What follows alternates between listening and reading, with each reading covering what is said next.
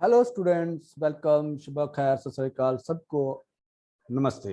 ठीक है, तो पिछले लेक्चर में हमने जो पढ़ा था वो पढ़ा था हमने कबीरदास की साखियां, पहली 5 साखियां पढ़ चुके थे। उसके बाद आज हम 6वीं साखी जो है पढ़ेंगे। तो लेट्स स्टार्ट कबीरदास जी की साखियां। आज हम आपको पूरा शेयर करके, पूरा उसका वर्ड मीनिंग समझा के, पूरा सिस्टम से आपको समझाऊंगा कि अगली साखी का मतलब क्या है पूरी। तो ध्यान से सुनना। अगली साखी हमारी कबीरदास की साखी है। 5वीं साखी हमारे पास। कबीरदास जी कहते हैं कि बिरह विभंगम, बिरह विभंगम, बिरह विभंगम तन बसे मंत्र लागे ना कोई। बिरह विभंगर तन बसे मंत्र लागे ना कोई। मतलब अब इसका मतलब देखो, अभी इसका मतलब पता होना चाहिए, क्योंकि हम व्याख्या तभी कर सकते हैं जब मतलब पता होगा। तो हमारे पास विभंग के शब्द है हमारा भूभंगम। क्या? भूभंगम, भूभंगम। ठीक है ना? भुभंगम। तो ये क्या होता है, ये समझ लगा होगा तब इसको भुजंग, इसको बोलते हैं हम भुजंग। साथ में आपके पर्यायवाची भी शब्द हो जाएंगे। भुजंग क्या होता है? सांप। क्या? सांप। भुजंग क्या होता है? सांप। तो कबीरदास जी कहते हैं बिरह विभंग तन बसे मंत्र लागे ना कोई। मंत्र तो पता ही है आपको। राम वियोगी ना जीवे। राम वियोगी, वियोग, वियोगी, वियोगी मतलब क्या हो गया? जब हमें किसी की याद आती है, वियोग हो जाता है हमें, है ना? जब हम मम्मी पापा से दूर हॉस्टल में कहीं छात्रावास में रहते हैं तो हमें वियोग होता है, हम बड़ी याद आती है मम्मी पापा की, है ना? तो राम वियोगी ना जीवे, जीवे तो बोरा होई। ठीक है, तो जहां जीवे होता है जीवित रहना, और बोरा होता है पागल। बोरा, बोरा मतलब पागल। बोरा का मतलब क्या हो गया? बोरा मतलब पागल। तो कबीरदास जी क्या कह रहे हैं? अब जी शब्द है ना, इनको जब आपको पता चलेगा, इनका मतलब पता चलेगा तो आपको पता चलेगा कि क्या होता है। ठीक है ना? भुभंगम, भुजंगम। भुजंग सांप होता है, वियोगी बोरा। तो क्या हो गया?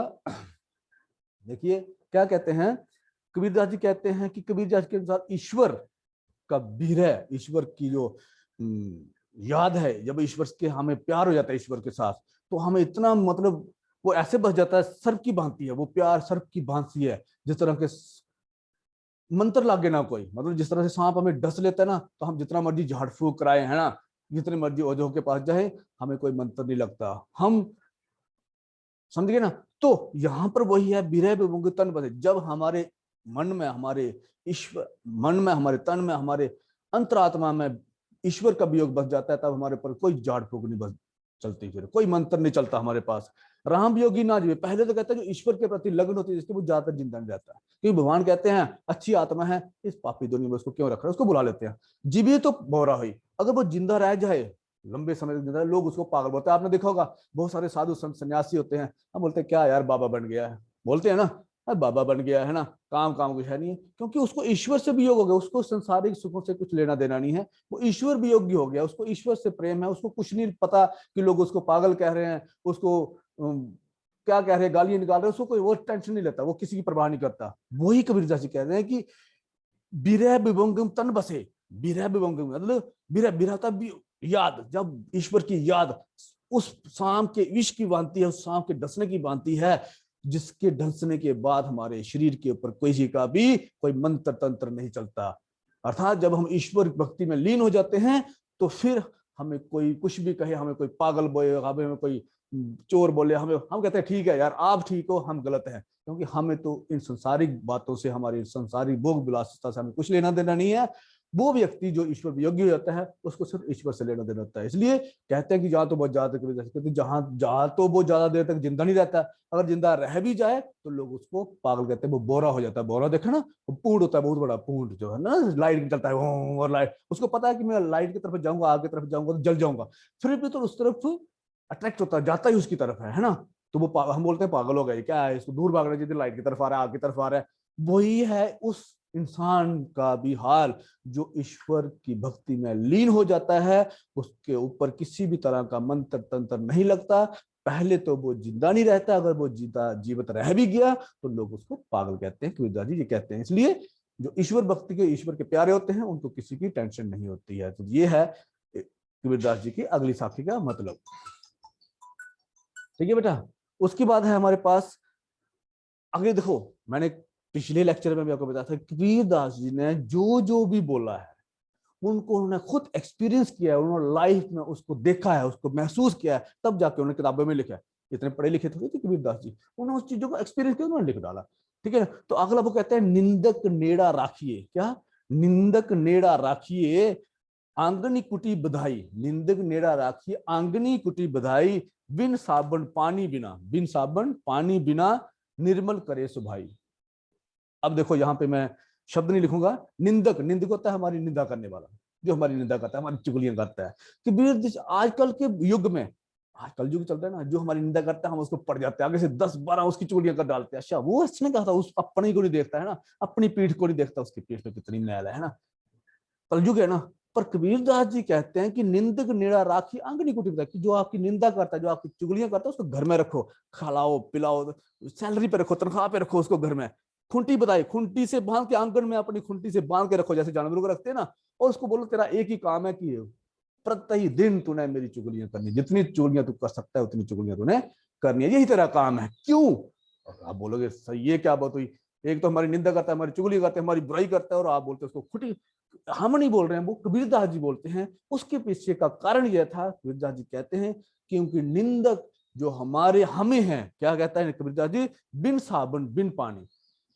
कबीरदास जी कहते हैं कि वो निंदक बिना साबुन के, साबुन होता है ना नहाते हैं, ये है ना, बिना साबुन के बिना पानी के हमारे तन को निर्मल करे सुभाई, पवित्र स्वच्छ बनाता है। सुभाई मतलब स्वभाव को, मन को, सुभाई का मतलब क्या हो गया, हमारे मन को, हमारी आत्मा को पवित्र बनाता है वो निंदक। इसलिए कबीरदास जी कहते हैं उस निंदक को हमें घर में खुंटी से बांध के रखना चाहिए, उसको बुरा भला नहीं कहना चाहिए। पर आजकल लोगों के अंदर सहन शक्ति कहाँ है ना। आपने किसी ने आपकी एक चुगली कर दी, आप 10 उसकी कर डालते हो, है ना। ऐसा नहीं करना। कबीरदास कहते हैं कि वो निंदक है, वो निंदा करना उसका काम है, उसको बोलो भाई और ज्यादा निंदा। संत लोग होते हैं ना, संत लोगों को कोई परवाह नहीं होती है ना। वो जितनी मर्जी कोई उसकी निंदा करके कहते हैं कोई बात नहीं यार, कर, तू खुश रह, मेरी वजह से तू खुश है, तू खुश रह, तू कर जितनी बातें करनी है।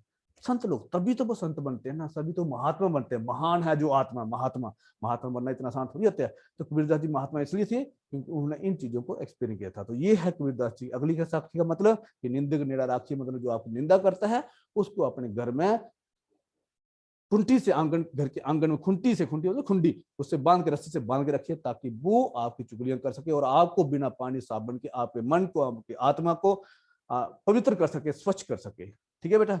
तो नेक्स्ट हमारे कबीरदास जी कहते हैं, बहुत ही अच्छी है, आप सुनते भी होंगे साथी, है ना, पर मतलब नहीं पता होता है ना। हम सुबह सुबह सुनते हैं कबीरदास की दोहे सुनते हैं ना, कबीरदास जी ने क्या, पर हमें मतलब नहीं पता था। अरे जो कुछ सुनते हो ना, अगर उसको आप अपने जीवन में उतार लेते हो ना, तो आपका जीवन सफल हो जाएगा। आपको किसी के आगे हाथ फैलाने की जरूरत नहीं पड़ती है। पर हम सुनते तो बहुत कुछ करते हैं, है ना, हम मैसेज करते हैं, क्या उस मैसेज के ऊपर हम 1% भी आचरण करते हैं? नहीं करते हैं। हम उस पर आचरण करते हैं। आगे कबीरदास जी कहते हैं, पोथी पड़ी बड़ी जगमुआ, पोथी पड़ी बड़ी जगमुआ। पोथियां क्या होती हैं? किताबें, बड़ी बड़ी मोटी मोटी किताबें, है ना। किताबें पढ़ पढ़ के जगमुआ, जगमुआ मतलब जग मर जाता है, पढ़ता रहता है, पढ़ाई के पीछे, किताबें पढ़नी, मैंने ये वाली डिग्री करनी है। पोथी जग पड़ी पड़ी जगमुआ, पंडित भया ना कोई। पर उसके अंदर पंडित भया, पंडित ना कोई बन पाया। वो पंडिताई, जो पंडिताई उसके अंदर होनी चाहिए, वो ज्ञान होता, वो ज्ञान नहीं उसको प्राप्त हो पाया। क्यों नहीं हो गया?